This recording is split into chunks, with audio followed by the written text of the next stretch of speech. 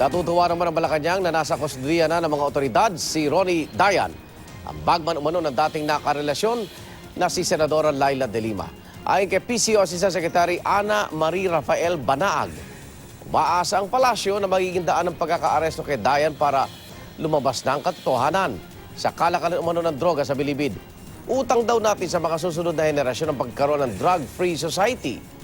Nangangamba naman si Albay Representative Elsa Lagman na baka takutin o pilitin lang si Dayan na idiin sa kalakalan ng droga ang mga nauna ng kinasuhan ng administrasyon.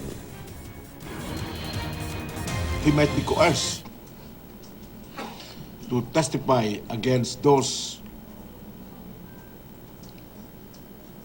which have been charged by the administration for involvement in the narcotics trade.